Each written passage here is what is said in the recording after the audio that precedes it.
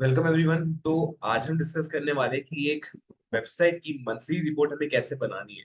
Website की या फिर एक क्लाइंट के लिए उसके प्रोजेक्ट या उसकी सर्विस के हिसाब से एक मंथली रिपोर्ट हमें कैसे रेडी करनी है। ऑडिट रिपोर्ट भी इसको कह सकते हैं आप। ठीक है। आपने एक सर्विस दी है क्लाइंट को। उस क्लाइंट को आपको ये प्रूव करवाना है, ये शो करवाना है कि भाई आपने उस टाइम फ्रेम के अंदर करा क्या, ताकि वो आपके ऊपर क्या कर सकते हैं, वो ट्रस्ट रखे कि हाँ भाई अगला महीने का काम जो होगा वो भी आपसे मेरे को करवाना है। ठीक है। प्रूफ दिखाना पड़ेगा आपको कि आपने करा क्या है, तो उसके लिए हम ऑडिट रिपोर्ट्स या फिर मंथली रिपोर्ट्स हम रेडी करते हैं। बेसिकली ये मंथली रिपोर्ट्स का काम क्या होता है कि एक महीने के अंदर आपने करा क्या क्या है। ठीक है। आपने उस क्लाइंट के लिए उसकी जो वेबसाइट है, उसका जो प्लेटफॉर्म है, उसकी जो ऑनलाइन बिजनेस है, वहां पे आपने क्या क्या करा हुआ है जिससे उसको इम्प्रूवमेंट मिली हो। ठीक है। तो अब हमने करना क्या होता है इसके अंदर, बेसिकली ज्यादा से ज्यादा हमने फोटोज पर ध्यान देना है, डेटा पे ज्यादा ध्यान देना है। ठीक है। फोटोज हो गई, डेटा हो गया, रैंकिंग हो गई, प्रूफ हो गया, नंबर्स हो गए, उन सबको हमें इसके बारे में बताते रहना है, वो सब हमें शो करवाते रहना है। तो आपने जो जो टूल्स यूज करे होंगे या फिर जो भी आपने प्लेटफॉर्म टूल्स, आपके जो भी आपके खुद से डेटा निकलवाने की स्ट्रेटेजीज जो होती है, जो भी चीज आपने यूज कर रखी है, उन सबको आपको इस रिपोर्ट के अंदर एक्यूमुलेट करना है, इकट्ठा करते रहना है। ठीक है। अब जैसे यहाँ पे मैंने टाइटल लिख रखा है यहाँ पर, origin IVF monthly report. Origin IVF एक कंपनी, ठीक है, एक हॉस्पिटल है। ठीक है। ओरिजिन आईवीएफ का ब्रांड है वो भी। उनकी एक मंथली रिपोर्ट बनाई गई थी एसईओ की। ठीक है। और मंथली रिपोर्ट कब की है? मार्च की। ठीक है। इसी साल के मार्च की एक रिपोर्ट है ये। तो मार्च के महीने में क्या क्या चीजें हुई हैं, मार्च के महीने में कितनी इम्प्रूवमेंट, कितनी अपडेट्स आई हैं, क्या क्या चेंजेस आए हैं, क्या क्या हमारा डेटा चेंज हुआ है, फ्लक्चुएशंस क्या आई हैं, वो सारी इसके अंदर मेंशन। और ये जो रिपोर्ट रेडी हुई है ये एसईओ और जीएमबी इन दोनों के लिए बनाई गई है, ये सोशल मीडिया के लिए नहीं है। सोशल मीडिया और एड्स के लिए नहीं है, ये एसईओ के लिए और जीएमबी के लिए होगी। ठीक है। जीएमबी और एसईओ में बेसिकली रैंकिंग और जो हमारे विजिटर्स होते हैं उन पर ज्यादा काउंट करा जाएगा, और इसके लिए हमने टूल यूज करें वो है क्या? सेमरश, आपका गूगल सर्च कंसोल। ठीक है। गूगल की जो नॉर्मल रैंकिंग्स होती है वो, और हमारा जो जीएमबी का डैशबोर्ड होता है वो नॉर्मल है, ज्यादा कुछ हमने एक्स्ट्रा यूज नहीं करा हुआ। दो चीजें अलग से है। ठीक है। एक सर्च कंसोल और एक सेमरश। ठीक है। इतना आपका सफिशियंट रहता है, यहीं से आपको सारा डेटा और इन्फॉर्मेशन मिल जाती है। ठीक है। सबसे पहले स्टार्ट करा हुआ है हमने सर्च कंसोल के डेटा से, जो बता रहा है website users overview. Google Docs पे बना बन रखी है फाइल। ठीक है। जिनको नहीं पता उनको बताया था मैं। गूगल डॉक्स पे ये फाइल बना रखी गई है। ठीक है। गूगल डॉक्यूमेंट जो होता है, वहां पे हमने टाइटल दे दिया वेबसाइट यूजर ओवरव्यू, और उसके बाद एक स्क्रीनशॉट लगा दिया है किसका? गूगल सर्च कंसोल का मेन डेटाबेस जो होता है, मेन डेटा जो आपको शो करके दिखता है। ठीक है। वहां पे बता रखा है कि भाई आपके इस महीने में 5.9 के टोटल यूजर्स आ चुके हैं, और 5.7 के न्यू यूजर्स हैं। ठीक है। 5.7 के न्यू यूजर्स हैं, और इस महीने के बाद से आपके 6,000 यूजर तक एटलीस्ट हो चुके हैं। ठीक है। एवरेज इंगेजमेंट टाइम, अगर कोई एक यूजर आता है तो वो एटलीस्ट कितना टाइम वो स्पेंड करता है आपकी वेबसाइट के ऊपर? ठीक है। 1 मिनट और 22 सेकंड तक। तो वो डेटा यहाँ पे शो हो रखा है, और जो कि अच्छी बात है कि 5.7 के न्यू यूजर्स आपके पास आते जा रहे हैं। ठीक है। एक महीने के अंदर इतने यूजर्स आना बड़ी बात होती है आईवीएस सेंटर के लिए, क्योंकि आईवीएस सेंटर में बेसिकली क्या कहते हैं, गूगल पे कम सर्चेस करी जाती है, और वो हॉस्पिटल्स में ऑफलाइन ज्यादा ढूंढते हैं, ऑनलाइन कम जाते हैं। ठीक है। ऑफलाइन ज्यादा ढूंढेंगे या फिर सोशल मीडिया में उनकी एड्स देख लेंगे, वो ऑनलाइन ही गूगल पे बहुत कम जाते हैं इसके लिए। ठीक है। गूगल पे ज्यादा से ज्यादा सर्च करने के लिए जाएंगे, ये चेक करने के लिए जाएंगे कि उनके आसपास हॉस्पिटल कहाँ पे है, इसके लिए सेंटर्स कहाँ पे है उनके लिए। ठीक है। वो ब्लॉग्स पे या किसी ऑफिशियल वेबसाइट पे वो बहुत ही रेयरली जाते हैं, और उसके लिए ये 5.7 की का रेशियो बहुत अच्छा खासा माना जाता है। नेक्स्ट है हमारा engagement and sessions. Engagement and sessions के अंदर क्या होगा आपका? अब आपकी जितनी भी एंगेजमेंट्स हुई है, कितने लोग एंगेज करके आ रखे हैं, कितने टाइम के लिए वो एक सेशन को स्पेंड करते हैं आपकी वेबसाइट के ऊपर। ठीक है। 1 minute 22 second average engagement time है, और एंगेज सेशन पर यूजर, ठीक है, कितने सेशंस वो एंगेज कर चुके हैं। ठीक है। 0.71। 0.71 का मतलब एटलीस्ट अराउंड एक बार ही आ रखा आपकी वेबसाइट पे। अगर कोई एक यूजर आता है आपकी वेबसाइट पे तो एटलीस्ट एक सेशन कंप्लीट करके जाता है। एक सेशन का मतलब है कि वो पूरी अपनी जर्नी जो है एक वेबसाइट की वो कंप्लीट करके आपकी वेबसाइट से फिर बैक ऑफ कर देते हैं। वेबसाइट पर गया, पेजेस एक्सप्लोर करे और वेबसाइट से बैक ऑफ कर दिया। ठीक है। और इस पर 0.07 0.71 का मतलब कि ये है कि एक यूजर एक सेशन कर रहा है। ठीक है। वो तो बस क्या कहते हैं, अप्रॉक्स करने के लिए, डेटा कैलकुलेट करने के लिए डेसिमल्स के अंदर है। पर इसका अगर ठीक से देखा जाए मतलब यही है कि एक यूजर जो आता है आपकी वेबसाइट पे, वो आपकी वेबसाइट के ऊपर 1 मिनट 22 सेकंड स्पेंड करता है एक सेशन के लिए। ठीक है, और वो दोबारा रिपीट सेशन नहीं करता है, तो एक सेशन दोबारा रिपीट नहीं करता वो। ठीक है, तो ये ग्राफ अभी डिक्लाइन में जा रहा है, तो इसको अभी इंप्रूव करवाने की जरूरत है। ठीक है, इसके बाद आते हैं नीचे हमारे सेकंड पेज के ऊपर। ठीक है, जो हमारा सेकंड पेज है उसके अंदर है व्यूज। ठीक है, सेशन काउंट के बाद हमारा आ गया व्यूज। व्यूज के अंदर क्या होता है हमारा, व्यूज के अंदर बेसिकली होगा आपके जो जितने टोटल व्यूज बनाए गए हैं इस वेबसाइट के लिए, आपके जो यूट्यूब चैनल है वो। ठीक है, व्यूज हो गए, कितने व्यूज आए हैं, 8,000 तक के व्यूज आए। अब ये वाला जो डेटा है ये बेसिकली क्या कहते हैं, चैनल का है। ठीक है, जिनका यूट्यूब चैनल है उसके लिए, उसका एसईओ भी करवा रखा है इसमें। ठीक है, यूट्यूब का जो एसईओ होता है, कितने इवेंट्स हुए हैं वो भी इसके अंदर काउंट्स है। इवेंट्स यानी कि जो आपने स्पेशल इवेंट्स बना रखे हैं, लिंक पे क्लिक करना, चैनल पर जाना, अकाउंट को ओपन करना, ठीक है, डिस्क्रिप्शन पर जाना, कमेंट्स लिखना, लाइक करना, वो सारे हमारे इवेंट्स हैं।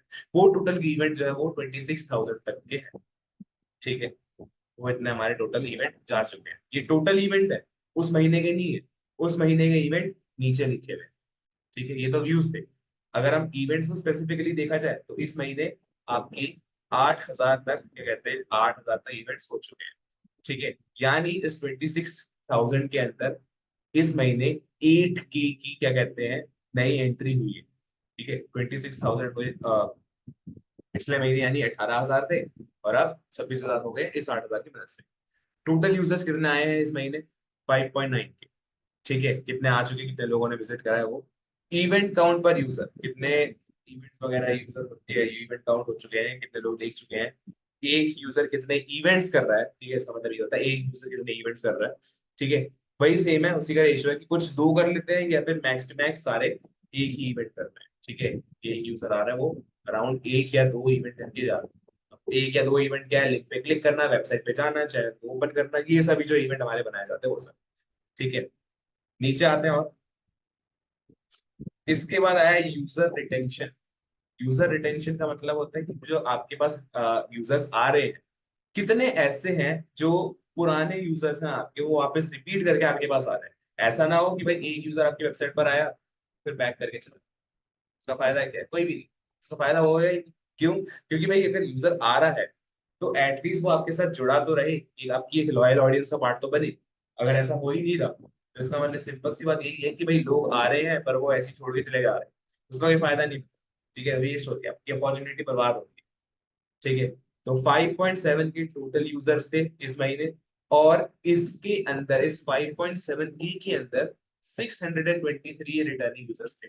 यदि मेजोरिटी जो था 5.1 के से ज्यादा का, वो हमारे न्यू यूजर्स थे, कंप्लीट। वो कंप्लीट न्यू यूजर थे, पूरे के पूरे एकदम न्यू। ठीक है, न्यू यूजर्स, सॉरी रिटर्निंग तो क्या कहते हैं 5.9 की का होगा, हाँ वही वही। 5.7 की जो है वो पूरा का पूरा न्यू यूजर्स का है, उसमें रिटर्निंग नहीं। ठीक है, तो वो गलती हो गई थी यहाँ पे। 5.7 के जो यूजर्स है वो सारे के सारे न्यू ही है। 623 जो है वो 5.9, वो 5.9 के है ना ऊपर, ये वाला, ये 5.9 के, ये इसका पार्ट है। ठीक है, 6.23 इसका पार्ट। ठीक है, 5.7 के न्यू है और 6.23 रिटर्निंग। ठीक है, वो गलती हो गई थी, पर हाँ यूजर रिटेंशन के अंदर 623 आपके रिटर्निंग यूजर्स थे और 5.7 के आपके न्यू यूजर्स आए हैं। यानी इसको अगर ऐड करेंगे तो 5.9 के अराउंड आपका डेटा आया था एंड में, जो ऊपर यहाँ पर मेंशन है। ठीक है, उसके बाद है आपका डेमोग्राफिक ओवरव्यू, कि आपकी जो ऑडियंस आ रही है वो कहाँ से आ रही है। ठीक है, मेजर ऑडियंस, मेजर यूजर्स आपके कहाँ से आ रहे हैं, न्यू यूजर्स कितने हैं उसमें से, कितने लोगों ने इंगेज करा, आपकी इंगेजमेंट रेट क्या है। ठीक है, वो सब यहाँ पे लिखा। मेजोरिटी जो हमारी ऑडियंस आ रही है ऑब्वियसली बात है इंडिया से आ रही है, क्योंकि इंडिया का एक सेंटर है, ये इंडिया का आईक्यू सेंटर। ठीक है, यूएस और कनाडा, इवन यूएस और कनाडा से भी लोग आ रहे हैं। ठीक है, और वो इंगेजमेंट रेट उनकी जो है वो भी अच्छी जा रही है, ऐसा नहीं कि बेकार होगी, अच्छी जा रही है वो 63% की, 71%। ठीक है, अच्छी खासी जा रही है, और लोग आके थोड़ा टाइम अपना स्पेंड कर भी रहे हैं, जो उनको इन्फॉर्मेशन वगैरह चाहिए थी वो सब। ठीक है, डेमोग्राफी दिखाई यहाँ पे अपनी क्लाइंट को। डेमोग्राफी के बाद नेक्स्ट आया आपका स्टेट वाइज डेमोग्राफी। पहले तो हमने कंट्री दिखाई थी, अब यहाँ पे हम स्टेट दिखा रहे हैं। कौन सी स्टेट को आपको प्रायोरिटी देनी चाहिए वो स्टेट यहाँ पे लिखी हुई है। दिल्ली का एक सेंटर है तो दिल्ली की ऑब्वियस सी बात है मेजर ऑडियंस वहीं से मिलेगी। उसके बाद आपके टॉप वेब पेजेस, कौन से पेजेस पे सबसे ज्यादा लोग गए हैं, कौन से पेजेस पे सबसे ज्यादा व्यूज आए हैं, कौन से वीडियो के ऊपर, अगर आप यूट्यूब का एसईओ कर रहे हो तो कौन सी वीडियो के ऊपर सबसे ज्यादा व्यूज आ रखे हैं, ये भी आपको शो करवाना पड़ेगा। ठीक है, ये सारी डिटेल्स हमें डालनी पड़ेगी हमें अपने रिपोर्ट जो हम रेडी करते हैं उसके अंदर। ठीक है, नीचे आते हैं अभी। यहाँ पे वही पेजेस और व्यूज है, व्यूज के बारे में लिखा हुआ है। इसके बाद जो एक और इम्पोर्टेंट चीज है वो है ये एसईओ, कीवर्ड रैंकिंग। ठीक है, यूट्यूब हो या सर्च हो, दोनों की रैंकिंग आपको दिखानी पड़ेगी। ठीक है, यूट्यूब की अलग बनाओगे और गूगल की अलग बनाओगे। अब यहाँ पे जो हमारे कीवर्ड थे वो सारे यहाँ पे लिख रखे हैं। ठीक है, यहाँ पे क्या क्या मेंशन है, हमारे कीवर्ड्स, उनका सर्च वॉल्यूम कि कितने लोग वो सर्च करते हैं उस कीवर्ड को, कंपटीशन लेवल क्या है और हमारी रैंकिंग क्या है। ठीक है, जैसे बेस्ट आईवीएफ सेंटर इन दिल्ली, इसके अंदर क्या कहता है अच्छा खासा वॉल्यूम है, 1K to 10K तक लोग सर्च करते हैं इसको यानी अच्छे खासे लेवल पे, और इस पे रैंकिंग हमारी सेकंड आती है। ठीक है, यानी कि एक अच्छी चीज है कि हमारी जो मेन कीवर्ड है हमारा, ठीक है, ओरिजिन आईवीएफ का एक मेन कीवर्ड यही है, बेस्ट आईवीएफ सेंटर इन दिल्ली, और उसका सेकंड पोजीशन आ रही है, एक अच्छी बात रहती है। ठीक है, अब क्लाइंट को अगर हम ये दिखाएंगे कि भाई भाई आप ये गूगल पे सर्च करो कीवर्ड्स को और आपकी रैंकिंग जो है यहाँ पर शो होती रहेगी। ठीक है, जब यहाँ पे कीवर्ड और रैंकिंग अगर आपकी शो हो रही है तो सिंपल सी बात है, उसको भी लगेगा कि हाँ मेरा बिजनेस जो है, मेरी वेबसाइट जो है टॉप पे दिखने लग रहा है। ठीक है, आईबीएस स्पेशलिस्ट पे 6 आ रखा है। ठीक है, आईबीएस स्पेशलिस्ट विकासपुरी इसके ऊपर फर्स्ट पोजीशन है। ठीक है, विकासपुरी के जितने कीवर्ड्स उन पे टॉप पे है, पीतमपुरा सेकंड। ये सारी यहाँ पे डिटेल लिखी। कीवर्ड्स यहाँ पे ये वाले रेयरली सर्च करेंगे, और जो अच्छी खासी डिमांड वाले कीवर्ड्स है उन पर भी पोजीशन हमारी क्या कहते हैं टॉप 10 तक आ रखी है, इस वाले को छोड़। तो हमारा क्या कहते हैं नेक्स्ट मंथ को हमारा मेन गोल क्या रहेगा कि ये वाला जो कीवर्ड है, ठीक है, जिसके अंदर वॉल्यूम बहुत अच्छी खासी, सॉरी वॉल्यूम मतलब है कुछ, लोग सर्च करते हैं उसे 100 से 1,000 तक। ठीक है, अच्छी खासी वॉल्यूम है जिसने की देखा जाए तो, क्योंकि अगर बाकी में डेटा ही नहीं है इसके अंदर एटलीस्ट है तो हमारा मेन टारगेट रहेगा कि भाई नए कीवर्ड ढूंढने जाए और इस कीवर्ड के ऊपर भी हम रैंक करने की पूरी कोशिश करें। ठीक है, जो सबसे ज्यादा इन डिमांड कीवर्ड था वो था हमारा ये, उसके अंदर हम सेकंड पोजीशन पर बैठे थे। फर्स्ट पे आने की ऑब्वियस सी बात है कोशिश करेंगे, पर हमारा मेन फोकस अब किस पर जाएगा, नए कीवर्ड्स को ढूंढने पे। ठीक है, नए नए अच्छे अच्छे कीवर्ड ढूंढने को जिनके वॉल्यूम अच्छी होगी। ठीक है, वॉल्यूम में डिफिकल्टी बढ़ती जाएगी, और उनकी जो क्या कहते हैं डिफिकल्टी जो बढ़ेगी, साथ में उनकी पोजीशन कैसे बढ़ानी। ठीक है, उसके बारे में भी ध्यान दिया जाएगा। जो हमारे पुराने कीवर्ड से पोजीशन बढ़ सकती थी पर नहीं बढ़ी है due to some uncertain reasons, उनकी रैंकिंग को हमें बढ़ाना है, उनकी रैंकिंग को हमें इंक्रीज करवाना है। ये होएगा हमारा मेन फोकस अगले महीने, नए कीवर्ड ढूंढना, और जो पुराने कीवर्ड है जिनकी रैंकिंग अच्छी आ सकती थी पर नहीं आई है, ठीक है, उनकी रैंकिंग बढ़ाना, जो कि है फिफ्थ वाला। इसमें आ सकती थी रैंकिंग, कंपटीशन लो है, ठीक है, वॉल्यूम सेम है, तो टॉप 10 पे तो एटलीस्ट आने की कोशिश कर सकते हैं। टॉप 10 भी छोड़ो, टॉप 5 पे आने की कोशिश करनी चाहिए, टॉप 5 या टॉप 3 पर, तभी तो लोग देखेंगे आपकी वेबसाइट को, वरना टॉप 10 पे आजकल ज्यादा कौन है। ठीक है, नीचे आते हैं, बाकी कीवर्ड्स भी लिखे हुए हैं। अब इसके बाद क्या कहते हैं, कीवर्ड्स लिखने के बाद हमारा क्या कहते हैं एक बैकलिंक बनाने का एक सेक्शन होता है। ठीक है, हमारे जो बैकलिंक्स बनाए जाते हैं उसके लिए मैंने क्या कहते हैं एक दूसरी साइड ओपन करके रखी हुई है, दूसरा पेज ओपन करके रखा हुआ है, वो हम आगे डिस्कस करेंगे उसको। ठीक है, कि हम बैकलिंक जो बनाते हैं वो बैकलिंक्स हमें कैसे शो करवाने हैं, कैसे दिखाने हैं। ठीक है, उसकी रिपोर्ट अलग से बनेगी, क्योंकि वो क्या कहते हैं बहुत ज्यादा क्लस्टर्ड होती है, उसके अंदर बैकलिंक बहुत सारे होते हैं, क्योंकि आपको पता है बैकलिंक जो होते हैं वो basically social book marking, article submission, guest posting, ठीक है, इन सब के साथ ये कहते हैं मिलके बनाई जाती है। तो उससे होगा क्या, एक अलग से कैटेगरी बनाना, ठीक है, ग्रुप्स करना, ग्रुपिंग करना उनकी, ठीक है, सेक्शन वाइज बांटना, उनको एक प्रॉपर पोजिशनिंग और पॉइंट्स देते रहना, तो ये सारे काम में क्या कहते हैं टाइम लगता रहता है। तो उसके हिसाब से क्या कहते हैं हम आगे चल के इसको सेटअप करेंगे, और इसके बारे में डिस्कस अभी करेंगे एंड में। ठीक है, अब आया हमारे यहाँ पे लोकल एसईओ। ठीक है, नॉर्मल एसईओ हमारा जो ऑर्गेनिक एसईओ होता है वो हो गया। ठीक है, जो हम नॉर्मली करते हैं ट्रेडिशनल एसईओ जो होता है हमारा। अब यहाँ पर है हमारा लोकल एसईओ, लोकल एसईओ यानी जीएमपी, गूगल माई बिजनेस। मार्च से लेके अप्रैल के बीच में जो डेटा था वो सारा, ठीक है, मार्च की स्टार्टिंग से लेके अप्रैल की स्टार्टिंग तक। ठीक है, यानी पूरा का पूरा मार्च का डेटा ही होगा इसके अंदर। तो टोटल 2.1 के अराउंड कहते हैं आपके बिजनेस प्रोफाइल पर व्यूज आ चुके हैं। 2.1 इतने लोगों ने आपकी बिजनेस प्रोफाइल व्यू करी है इस महीने के अंदर, जो द्वारका की लोकेशन पे सेटअप है। ठीक है, द्वारका वाला जो जीएमपी है यहाँ पे स्पेसिफिकली मेंशन कर रखा है कि भी आपको जो द्वारका वाला जीएमपी है वहां पर इतने लोग आ रखे हैं। और ये डिटेल कहाँ दिखती है, जब आपका जीएमपी वेरीफाई हो जाता है ना, तो वहां पे जब आप परफॉर्मेंस के अंदर जाओगे तो वहां डिटेल्स आपको सारी मिल जाएगी। ठीक है, नेक्स्ट आते हैं हम, searches showed your business profile in search result. कितनी सर्चेस ने आपकी बिजनेस प्रोफाइल को दिखाया है गूगल पे, 600 के अराउंड सर्चेस है। ठीक है, 600 सर्चेस पे आप देखे हो, पर मेजरली कौन सी सर्चेस के बाद सबसे ज्यादा लोग आपके पास आए? बेस्ट आईवीएफ सेंटर को लिख के 118 लोग आए आपके पास। 600 में से 118 लोग बेस्ट आईवीएफ सेंटर लिख कर आए। ठीक है, आईवीएफ लिख के 117 लोग आए हैं। तो यानी अच्छे खासे कीवर्ड्स पे जो लोग सर्च करते रहते हैं कॉमनली, उस पर आपके क्या कहते हैं रैंकिंग हो रही है और लोग आपको देखने भी आ रहे हैं। ठीक है, टाइम पीरियड के हिसाब से कितना आपकी बिजनेस प्रोफाइल पर इंटरेक्शन हुई है। इंटरेक्शन यानी आपकी बिजनेस प्रोफाइल पर क्लिक करा गया है, मैप पे क्लिक करा गया है, आपकी ओवरव्यू पे क्लिक करा गया है, वेबसाइट पे क्लिक करा गया है। नीचे देखा जाए तो कॉल्स कितनी हुई है आपकी, कॉल्स इस महीने के अंदर 27 कॉल्स। ठीक है, छोटी बात नहीं होती है एक आईवीएफ सेंटर के लिए। ठीक है, 27 to 30 कॉल जो इंक्वायरी वाली होती है कि उनको सर्विस चाहिए। ठीक है, तो महीने के भी 30 कस्टमर्स आ रहे हैं, और आप अगर इस सर्विस के क्या कहते हो, ये आईवीएफ की जो सर्विस होती है इसके अगर अराउंड आप 80 to 1 लाख रुपीज चार्ज करते हो, 80K to 1 लाख रुपीज। ठीक है, और 30 लोग महीने में आ रहे हैं, तो एक अच्छा खासा आपका काम सेटअप हो जाता है। ठीक है, बिजनेस सेटअप हो जाता है एक महीने के लिए। तो ये हो गए टोटल कॉल्स। नेक्स्ट इसके बाद देखा जाएगा हमारा मैसेज कितना आए। 2 मैसेज आए क्योंकि मेनली लोग अब कॉल्स करते हैं। डायरेक्शंस कितनी पूछी गई है? डायरेक्शंस यानी जो गूगल मैप पर जो डायरेक्शन का पॉइंट आता है, जिसमें वो असिस्ट करते रहते हैं गूगल असिस्टेंट, कहाँ से जाना है, लेफ्ट कब घूमना है, राइट कब घूमना है, वो सब डायरेक्शन के।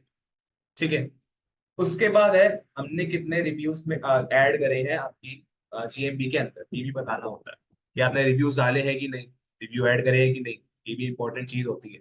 ठीक है, तो रिव्यू ऐड करे हैं वो भी क्लाइंट को आपको दिखाना होगा कि भाई कितने रिव्यूज ऐड हुए हैं, कितने ऐड कराए गए हैं, वो सब। अब है इनका दूसरा जीएमपी, इन्होंने क्या कहते हैं एक ही जीएमपी रखा है, इनके मल्टीपल जीएमपीज है, अलग अलग क्या कहते हैं इनके डिपार्टमेंट्स और अलग अलग क्या कहते हैं इनकी ब्रांचेस बना रखी है, तो उस हिसाब से जीएमपी उस हिसाब से क्या कहते हैं कंटेंट चलता रहता है। तो इनका जो लोकल साउथ एक्सटेंशन वाला है, मतलब साउथ एक्सटेंशन वाला जो जीएमपी है वहां पे क्या कहते हैं 917 व्यूज आ चुके हैं, पहले से ज्यादा है, द्वारका वाले से ज्यादा है यहाँ पे। ठीक है, कितनी सर्चेज आई हैं? सर्चेज यहाँ पे कम है, लोगों ने देखा ज्यादा है पर सर्चेज कम करी है। कि 500 अगर 659 अगर यहाँ पर है तो उधर 120 के अराउंड कुछ था। ठीक है, बाकी और लिखे हुए कीवर्ड्स यहाँ पे, जितने कीवर्ड्स को सर्च करके लोग आपके पास आ रहे हैं। ठीक है, कितने ओवरव्यू थी, कॉल्स कितने हुए हैं, वही सेम चीज है सारी लिखी हुई है यहाँ पे, और कितने लोग हैं वो डल रखे हैं। तो ऐसे करके पीतमपुरा का भी आ गया, पीतमपुरा पे क्या डिटेल्स रही है। ठीक है, पीतमपुरा का जो अभी डेटा है वो सबसे ज्यादा क्या कहते हैं डिमांड में आ चुका है। ठीक है, तो इसी के साथ क्या कहते हैं हमने सारी इन्फॉर्मेशन यहाँ पे डाल दी कि भाई इस महीने के अंदर हमने क्या क्या चीज आपके लिए करी है। एसईओ करा, रिजल्ट क्या आया, जीएमबी करा, रिजल्ट क्या आया। ठीक है, कितने रिव्यूज डले वो दिखाए, फोटोज वगैरह डेटा लिया, डेटा लेके उनको प्रूफ शो कर दिया। ठीक है, ये सब हमने उनको बता दिया। अब इसके अंदर एक चीज जो क्या कहते हैं बतानी रह गई है, वो है कि हमें जो अगर बैकलिंक्स भी दिखाने क्लाइंट, क्योंकि एक और इम्पोर्टेंट चीज होती है एसईओ करने के लिए, रैंकिंग लेकर आने के लिए, और ये दिखाने के लिए कि हाँ भाई मैंने खाली नहीं बैठे हुए थे हम लोग की ब्लॉग बना दिया और बस पूरे महीने खाली थे। नहीं, ब्लॉग बनाया उसके हिसाब से बैकलिंक डेली बनाए हुई है। ठीक है, अब स्टार्ट करते हैं उसको कि हम एक बैकलिंक की लिस्ट होती है उसको कैसे शो करना है, रिप्रेजेंट करना है।